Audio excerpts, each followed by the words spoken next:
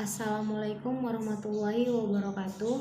Puji dan syukur marilah kita panjatkan kepada Allah Subhanahu wa taala, dan sholawat serta salam semoga tetap tercurahkan kepada baginda Rasulullah Shallallahu alaihi wasallam. Yang terhormat Ibu Nuri Jadora M.Hum selaku dosen pengampu mata kuliah Kebudayaan Indonesia, dan yang saya banggakan rekan-rekan sekalian. Perkenalkan, saya Warni Fitrisari dari kelompok 2 ingin mempresentasikan kebudayaan dari Provinsi Jawa Timur. Yang pertama ialah sejarah Jawa Timur. Jawa Timur adalah sebuah provinsi di bagian timur Pulau Jawa, Indonesia. Jawa Timur memiliki wilayah terluas di antara 6 provinsi di Pulau Jawa dan memiliki jumlah penduduk terbanyak kedua di Indonesia setelah Jawa Barat. Jawa Timur berbatasan dengan Laut Jawa di utara, Selat Bali di timur, Samudra Hindia di selatan, serta provinsi di Jawa Tengah di barat. Prasejarah mengatakan di Jawa Timur sejak zaman dahulu dibuktikan dengan ditemukannya sisa-sisa dari fosil Pithecanthropus mojokertensis di Kapulagen, Mojokerto, Pithecanthropus erectus di Tringil, dan Wajakensis di Wajak, Tulung Agung.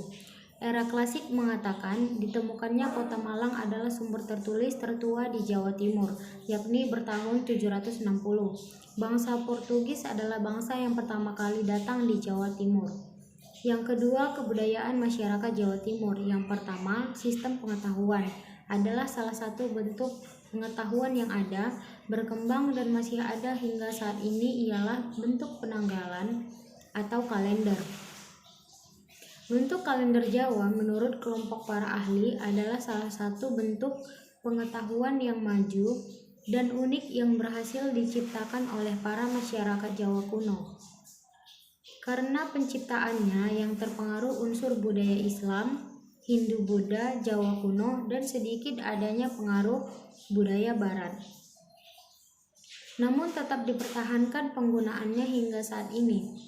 Walaupun penggunaannya yang cukup rumit, tetapi kalender Jawa lebih lengkap dalam menggambarkan penanggalan, karena di dalamnya berpadu dua sistem penanggalan, baik penanggalan berdasarkan sistem matahari, sonar atau syamsiah, dan juga penanggalan berdasarkan perputaran bulan, lunar atau komariah.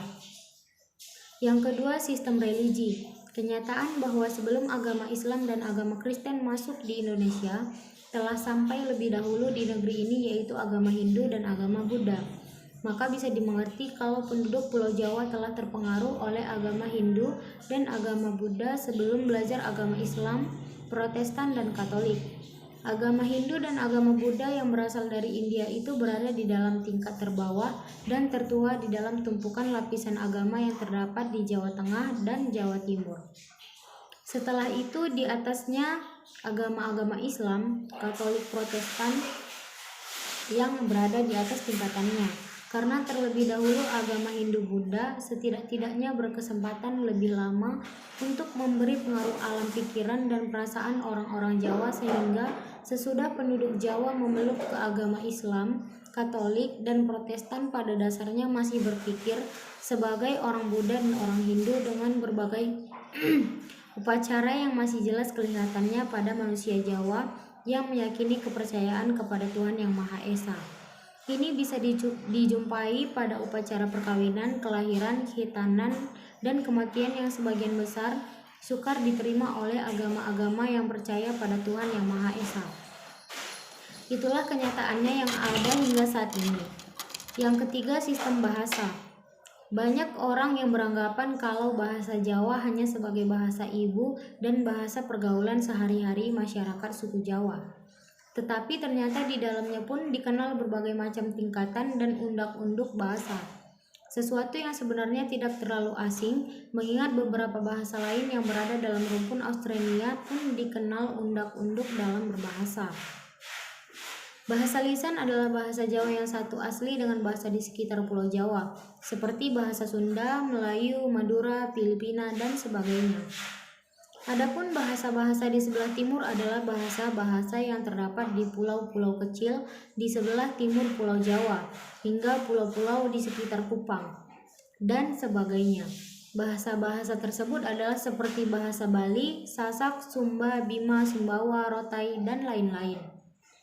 Nah, adapun kebudayaan suku-suku di Pulau Jawa Timur ialah yang pertama suku Jawa. Bahasa sebagai bahasa ibu dan bahasa pergaulan sehari-hari masyarakat suku Jawa, ternyata di dalamnya pun dikenal sebagai macam tingkatan dan undak-unduk bahasa. Terdapat 3 bentuk utama tingkatan variasi bahasa Jawa, yaitu ngoko atau kasar, madya, basa, dan krama atau halus. Namun pada tingkat yang lebih spesifik lagi terdapat 7 tingkatan dalam berbahasa Jawa. Di antaranya ngoko, ngoko andap, madya, madyantara, kromo, kromo inggil, bagongan, dan kedaton. Sistem pengetahuan suku Jawa salah satunya ialah yang sampai saat ini masih ada dan berkembang adalah bentuk penanggalan atau kalender. Bentuk kalender Jawa menurut kelompoknya ialah salah satu bentuk pengetahuan yang maju dan unik yang berhasil diciptakan oleh para masyarakat Jawa kuno. Karena penciptaannya yang terpengaruh unsur budaya Islam, Hindu-Buddha, dan bahkan sedikit budaya Barat. Pada sistem kalender Jawa terdapat 2 siklus hari, yaitu siklus 7 hari seperti yang kita kenal saat ini, dan sistem Panacawana yang mengenal 5 hari. Sistem religi agama Jawa berkembang dan dianut oleh masyarakat suku Jawa ialah agama Islam yang mayoritas. Selain itu terdapat pula agama lain yang banyak dianut seperti Kristen Protestan oleh masyarakat di sekitar Semarang, Surakarta, dan Solo. Katolik pun cukup berkembang di kalangan masyarakat Jawa, walaupun persentasinya tidak sebesar agama Kristen Protestan. Kepercayaan lain yang cukup banyak pemeluknya adalah kepercayaan yang bernama kejawen. Kejawen dianggap memiliki makna sebagai segala sesuatu yang berhubungan dengan adat dan kepercayaan Jawa. Pada pandangan umum, kejawen hanya berisi tentang seni, budaya, tradisi, ritual, sikap, serta filosofi orang Jawa. Kejawen biasanya menganggap ajarannya sebagai agama dalam pengertian seperti agama monoteistik seperti Islam atau Kristen, tetapi lebih melihatnya sebagai seperangkat cara pandang dan nilai-nilai yang dibarengi dengan sejumlah tingkah laku, mirip dengan ibadah. Yang kedua ada suku Madura. Bahasa Madura merupakan anak cabang dari bahasa Austrenia ranting Marayo Polesinea yang mempunyai kesamaan dengan bahasa-bahasa daerah lainnya yang ada di Indonesia. Bahasa Madura banyak terpengaruh oleh bahasa Jawa, Melayu, Bugis, Tionghoa, dan lain sebagainya. Contohnya seperti bila huruf A yang sama bila atau kapan. Sistem pengetahuan suku Madura lebih mengarah kepada kepatuhan hierarkis orang-orang Madura yang menampakkan wujudnya dalam kehidupan sosial budaya mereka. Pemikirannya juga masih tradisional, terbukti dengan pemanfaatan tanaman sebagai jamu tradisional di tengah-tengah era modernisasi. Adapun sistem religi suku Madura mayoritas memeluk agama Islam. Selain itu juga ada yang menganut agama Kristen Protestan dan Katolik.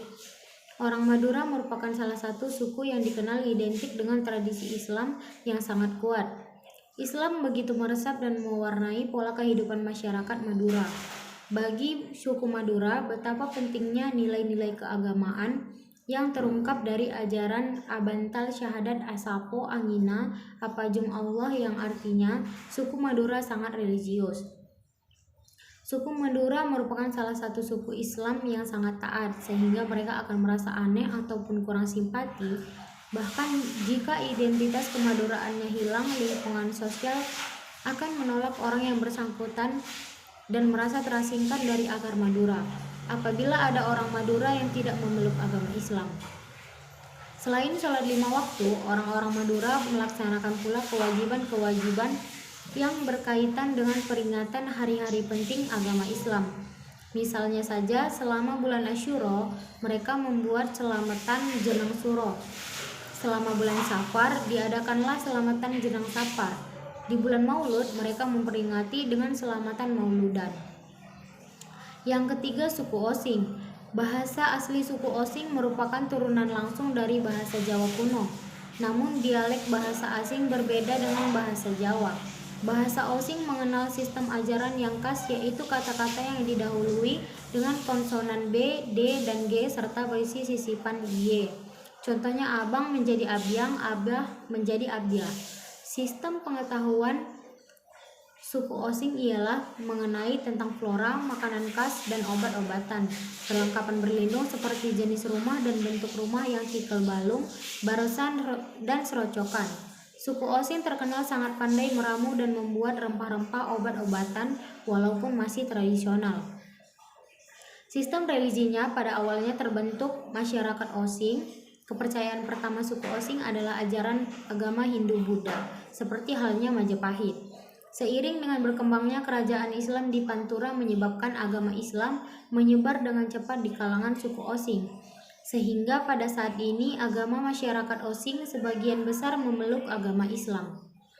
Selain agama Islam, masyarakat suku Osing juga masih memegang kepercayaan lain seperti Saptadharma, yaitu kepercayaan yang kiblat sembahyangnya berada di timur seperti orang Cina. Pamu atau Purwo Ayu Mandi Utomo, yaitu kepercayaan yang masih bernafaskan Islam. Sistem religi yang ada di masyarakat Osing ada yang mengandung unsur animisme, dinamisme, dan monoteisme. Yang terakhir ialah suku Tionghoa. Bahasa etnis Tionghoa merupakan bahasa yang digunakan oleh etnis Tionghoa dalam berkomunikasi yang dapat dibedakan menjadi lisan dan bahasa tulisan seperti pada kebudayaan umumnya. Untuk bahasa lisan terdapat beberapa macam bahasa yang digunakan oleh etnis Tionghoa, antara lain Hokkien, Hakka, Teochew, dan bahasa Kek, dan bahasa Mandarin. Dalam perkembangannya di Indonesia, para etnis Tionghoa lebih banyak menggunakan bahasa-bahasa tradisional mereka seperti bahasa Mandarin. Sistem pengetahuan masyarakat Tionghoa merupakan pengobatan tradisional Cina yang tidak jarang berselisih dengan kedokteran barat. Namun beberapa praktisi mengkombinasikannya dengan prinsip kedokteran berdasarkan pembuktian. Kemampuan bangsa Cina dalam pengobatan ini dibawa pula oleh etnis Tionghoa yang bermigrasi ke Indonesia. Bahkan sampai saat ini, teknik akupuntur dan teknik pengobatan dengan menggunakan bahan obat-obatan herbal tetap populer di kalangan masyarakat Indonesia sebagai salah satu bentuk teknik pengobatan alternatif. Sistem religi merupakan sistem kepercayaan masyarakat Cina atau Tionghoa yang diwarisi oleh tradisi kuat pada 4 sumber, yaitu penyembahan alam, roh-roh halus, nenek moyang, atau spiritisme, animisme, dan panteisme.